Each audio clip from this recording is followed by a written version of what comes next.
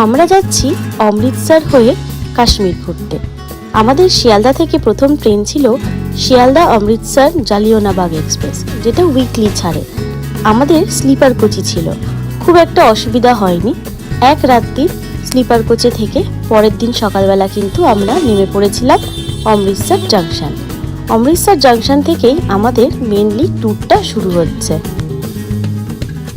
ব্লগটা এখান থেকে শুরু করছি। এখন আছি অমৃতসর স্টেশনের বাইরে, তো আমাদের ভিডিও এখান থেকে শুরু হচ্ছে। Let's go. অমৃতসর নেমেই আমরা ফার্স্টে পৌঁছে গেলাম আমাদের হোটেলে গিয়ে আমরা ফ্রেশ হয়ে বেরিয়ে পড়লাম আশেপাশে ঘুরতে। জানতে পারলাম আমাদের হোটেলের থেকে মাত্র 10 মিনিট দূরত্বে রয়েছে গোল্ডেন টেম্পল। তাই ভাবলাম রাত্রেবেলা গোল্ডেন টেম্পল যাব, কারণ রাতে গোল্ডেন টেম্পলের সৌন্দর্য কিন্তু অনেক বেশি সুন্দর। নিজে চোখে না দেখলে কখনোই বিশ্বাস করতে পারবে না যে রাত্রির আলোতে গোল্ডেন টেম্পল এতটা সুন্দর দেখায়। দিনের বেলায় হয়তো অনেকেই আসে, তবে চেষ্টা করবে রাত্রেবেলা একবার অবশ্যই গোল্ডেন টেম্পল আসার। এত লোক, লাখ লোক, অথচ এত সুন্দর পরিবেশ, যেটা তোমরা নিজেরা না আসলে কখনোই ফিল করতে পারবে না। আরেকটা ইনফরমেশন দিয়ে দিই, এই গোল্ডেন টেম্পল আসতে গেলে কিন্তু মাথা বাঁধতে হয়, মানে ছেলে বা মেয়ে দুজনাকেই কিন্তু মাথা বেঁধে তারপরে এই মন্দিরে প্রবেশ করতে হয়। মন্দিরের বাইরে জুতো রাখার জায়গা আছে, যেটা বিনা পয়সায়, সেখানে তোমরা জুতো রাখতে পারো। আবার ভেতরে লাঙ্গারের ব্যবস্থা আছে, মানে খাওয়ার ব্যবস্থা আছে, সেখানে তোমরা খাওয়া দাওয়াও করে নিতে পারো।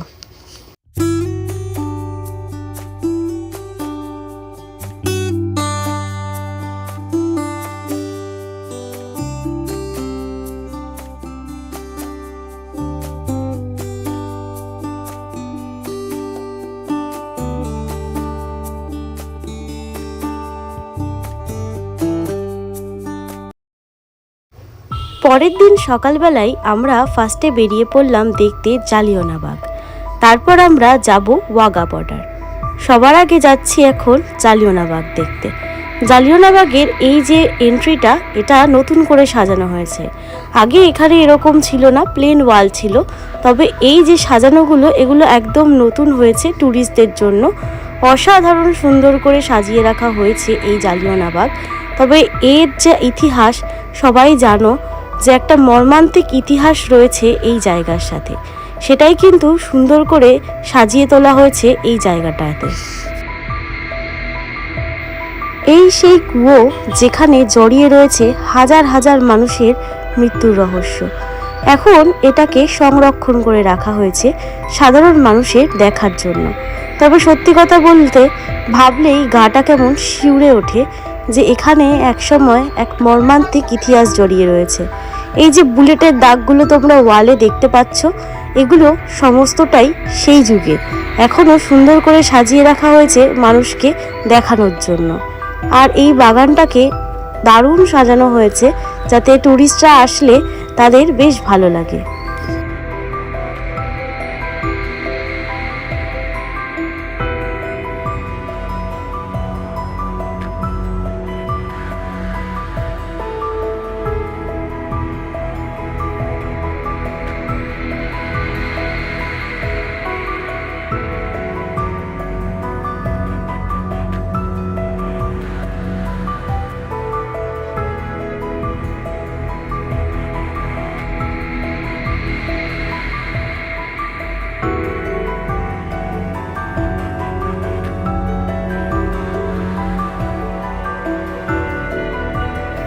পুরো বাগানটা ঘুরে দেখলাম, সত্যি বলছি খুব সুন্দর লাগলো।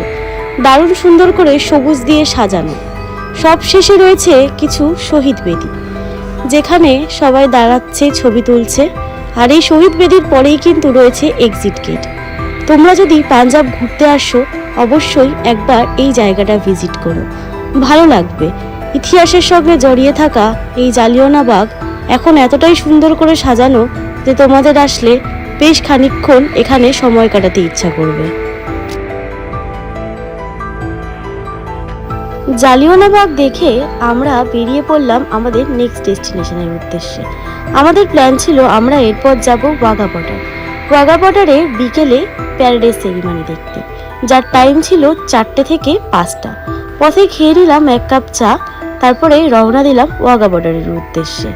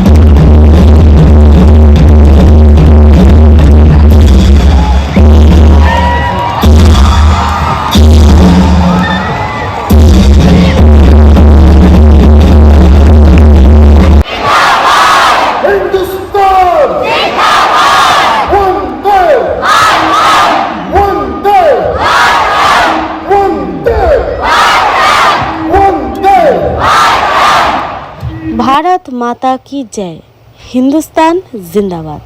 এই বলে আজকের ব্লগটা আমি এখানেই শেষ করছি। ওয়াঘা বর্ডারের এক্সপিরিয়েন্স ঠিক মুখে বলে বোঝানোর মতন নয়।